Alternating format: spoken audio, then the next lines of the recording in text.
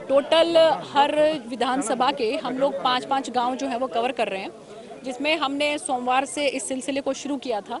माननीय मुख्यमंत्री श्री मनोहर लाल जी ने ये हम सब की जिम्मेवारी लगाई, सभी सांसदों की, कि पूरे के पूरे हरियाणा के जो 10 के 10 जो लोकसभा के सांसद हैं और 5 जो राज्यसभा के सांसद हैं, वो सभी अपने अपने एरिया में जाएं और वहाँ पर जाकर जनसंवाद करें। हमने इसको सोमवार से शुरू किया था, जिसमें सबसे पहले हमने जो सिरसा की 5 विधानसभा हैं, जो उसमें हमने सिरसा विधानसभा को सबसे पहले लिया और उसके 5 गांव हमने कवर किए। उसके बाद उससे अगले दिन मुझे जो है वो जयपुर जाना पड़ा, तो जो रानिया के गांव थे उनको हम अगले महीने में जो है वो कवर करेंगे। उससे अगले दिन जो है हमने ऐलनाबाद के जो है वो 3 गांव कवर किए। 2 गांव क्योंकि हमारा पन्ना प्रमुख का कार्यक्रम था, माननीय हमारे प्रदेश अध्यक्ष श्री ओम प्रकाश धनखड़ जी ने आना था, तो 2 गांव हमारे उसमें से रह गए हैं, तो वो भी हम अगले महीने जो है जब हम रानिया का करेंगे तो उन 2 गांव को भी हम कवर करेंगे। और उसके साथ साथ कालांवाली के हमने 5 गांव कवर किए और आज जो है हमने डबवाली के 5 गांव कवर किए हैं। ये आखिरी गांव जो वैसे भी आखिरी छोर पर है, डबवाली के कालूवाना गांव, इस गांव में हमने जनसंवाद किया है और बहुत अच्छा रिस्पांस जो है हमें जनता का मिल रहा है। जनता की बहुत सी समस्याएं हैं जो, क्योंकि सभी अधिकारी, कोई डिपार्टमेंट ऐसा नहीं है जिसके अधिकारी हमारे साथ ना हो। एसडीएम साहब हैं, सीओ साहब हैं, सीएमओ साहब हैं, हर डिपार्टमेंट के हर उच्च अधिकारी हमारे साथ हैं। तो बहुत सी समस्याओं का तो हम तुरंत से वहीं पर ही जो है समाधान कर देते हैं। और कुछ समस्याएं ऐसी होती हैं कि जिनको हम जो है, जिनकी फिजिबिलिटी चेक करनी होती है या कि अगर उन पर टेंडर नहीं लगे हैं तो उसके बारे में जानकारी हासिल करनी होती है, तो उनको हम जो है अपने साथ लेकर जा रहे हैं और उसके बाद उनको चेक करके और उसमें भी जो काम हो सकेगा जल्द से जल्द करने की कोशिश करेंगे। और जो काम माननीय मुख्यमंत्री जी के स्तर पर होने वाले, वो हम सभी कागज हमने ग्राम सचिव को बोलकर रजिस्ट्रेशन करवाया सभी का, उन समस्याओं का समाधान माननीय मुख्यमंत्री जी के माध्यम से हम करवाएंगे। मैम, कहीं ना कहीं जहाँ भी आपका प्रोग्राम मैंने भी काफी देखे हैं, तो उसमें पुलिस से संबंधित शिकायतें ज्यादा आ रही हैं, तो क्या कारण लगता है? कहीं ना कहीं सरकार जो है वो नाकाम है पुलिस पे शिकंजा? नहीं, ये आपको पुलिस अपने आप ही जो है वो लोगों को बरगला? नहीं, बिल्कुल ये गलत फहमी है आपकी। पुलिस के तो मेरे पास बहुत गिनती के ही जो हैं वो केसेस आए हैं और उसमें भी सिर्फ ये आज ही ऐसा मुझे तो लग रहा है कि गांव में भी आया था केस। पनिहारी गांव में तो ऐसा कोई इस तरह का केस तो नहीं आया। बाकी जो पुलिस ने एफआईआर दर्ज करी है उसमें मैं एसएचओ साहब और डीएसपी साहब, उनको मैंने ताकीद किया है। और इसके साथ साथ अभी हमारा डबवाली का नया जिला बना है, उसमें एसपी साहब को भी मैंने कहा है कि खासकर ये जो यहाँ का मामला था कि 2 बच्चियाँ जो हैं वो गायब हैं 5 दिन से, और उसके लिए मैंने एसएचओ साहब को भी, डीएसपी साहब को भी बोला और एसपी साहब को भी बोला है। और उन्होंने भी कहा है कि सभी कार्रवाई हम बहुत तेज गति के साथ कर रहे हैं।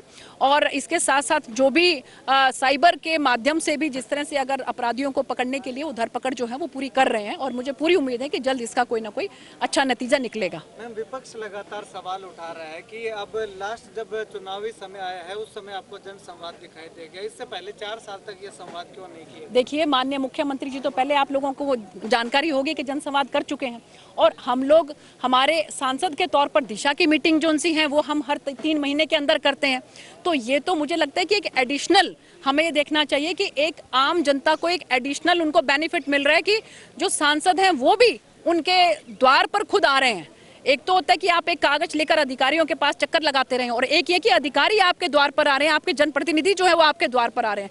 ये तो मुझे लगता है कि एक बहुत अच्छा बेनिफिट जो है हमारी आम जनता को मिल रहा है, और आम जनता में इसके अंदर बहुत प्रसन्नता है, बहुत खुशी की लहर है कि ये इस तरह का माहौल जो है अब बना है कि उनकी जो भी समस्याएं हैं वो उनके द्वार पर आकर ही सुलझाई जा रही है। अभी आपने मुआवजा का जिक्र किया, शायद 40-42 करोड़ रुपया बता रहे थे, वो मुआवजा पहले आया भी था, पहले शायद 62-63 करोड़ रुपए आया था, तो वो मुआवजा दोबारा से मंजूर हो चुका है? मैम, कब तक आने? देखिए, डबवाली के जो वहाँ पर 42 करोड़ का जो मुआवजा आया था वो एसडीएम की यहाँ पर पोस्टिंग नहीं थी, उसकी वजह से वो वापस चला गया था।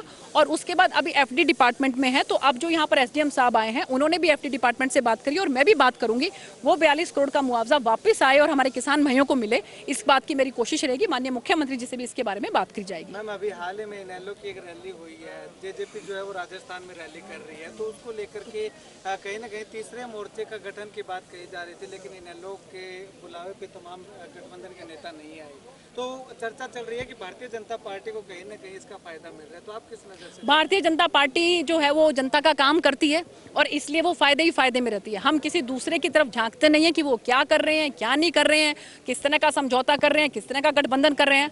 हम इस तरह की कोई जानकारी ज्यादा हासिल करने की कोशिश ही नहीं करते। हम अपना काम करते हैं, मेहनत करते हैं। माननीय प्रधानमंत्री जी जो है वो केंद्र के अंदर दिन रात मेहनत करते हैं, और माननीय मुख्यमंत्री जी हमारे राज्य राज्य के अंदर मेहनत करते हैं, एक सांसद के तौर पर हम भी पूरी मेहनत करते हैं, अपनी लोकसभा में भी करते हैं, संसद के अंदर भी करते हैं। हमारा काम यही है, भारतीय जनता पार्टी का कार्यकर्ता जो है, कर्मठ कार्यकर्ता है, संघर्षशील कार्यकर्ता, वो अपना काम करता है। बाकी दल क्या कर रहे हैं, क्या नहीं कर रहे हैं, हम बहुत ज्यादा इस तरफ ध्यान नहीं करते हैं। आखिरी सवाल करूंगा मैम, तेल पे पानी की समस्या यहाँ पे भी देखने को मिली, लेकिन जहाँ भी देखते हैं तो हरियाणा के आखिरी छोर पे बसे हुए गांव है या दूसरे गांव भी है, तो उनकी टेल पे पानी जो है वो बहुत कम पहुंच पाता है। तो इसके लिए क्या आने वाले समय में और इस तरह के कोई प्लान तैयार किए जाएंगे जिससे कि उन गाँव को, लोगों को पानी मिल सके? क्योंकि पानी के लिए जो है वो लगातार टंकी आंदोलन भी करना पड़ा था किसानों को, याद होगा आपको। जी देखिए, ऐसा है कि सरकार की कोशिश है, आपने देखा होगा कि हमारी सरकार तो जो है वो दक्षिण में भी, जहाँ पर कभी किसी ने सोचा भी नहीं था, वहाँ पर भी थोड़ा बहुत पानी देने में जो है वो कामयाब हुई है। यहाँ पर भी आपने देखा होगा कि सरपंच साहब ने पहले तो बोला कि भाई यहाँ पे पानी नहीं आ रहा है, लेकिन जब पूरा डिटेल में जो हमारे एक्शन साहब हैं इरिगेशन डिपार्टमेंट के, उनसे पूछताछ की गई, उनसे बातचीत की गई, तो पता लगा कि पिछले एक हफ्ते से बहुत अच्छा पानी आ रहा है। एक हफ्ते से आ रहा है जी, पिछले सालों की जी, बात करें, जी। महीनों तो की हम बात यही करें कह रहे हैं कि इसमें इसका मतलब सुधार हो रहा है ना। आप ये देखिए कि सुधार तो हो रहा है ना, सुधार और अच्छा होगा, ये हमारी कोशिश है। चुनाव में भी ऐसा सुधार देखने को मिला था। नहीं, अभी तो चुनाव में बहुत समय है जी, अभी तो चुनाव में जी जी जी जी जी उस समय भी देखने को मिला था, लेकिन बीच में वो पानी गर्मी के समय में ऑल ओवर ही दिक्कत आती है। गर्मी के समय में तो सबको ही दिक्कत आती है, आपको मालूम ही है। अब जैसे जैसे मौसम ठीक होगा तो उसमें पानी की समस्या का समाधान होगा और टेल पर भी जो है पानी पहुंचेगा। घग्गर के पानी की भी दिक्कत आ रही है मैम, एक तरफ तो बाढ़ आ जाती है, दूसरी तरफ लोग सूखे रह जाते हैं। यहाँ भी मांग की गई है इस इलाके के अंदर, और ऐलनाबाद और कालांवाली जो है उसमें घग्गर के पानी की अगर सप्लाई कर दी जाए तो शायद बाढ़ से भी बच जाए। इसके बारे में इरिगेशन के जो हमारे अधिकारी हैं उन्होंने ये कहा है कि फिजिबिलिटी देखकर उसको चेक किया जाएगा, अगर कुछ भी पॉसिबल हो पाया तो उसको करेंगे।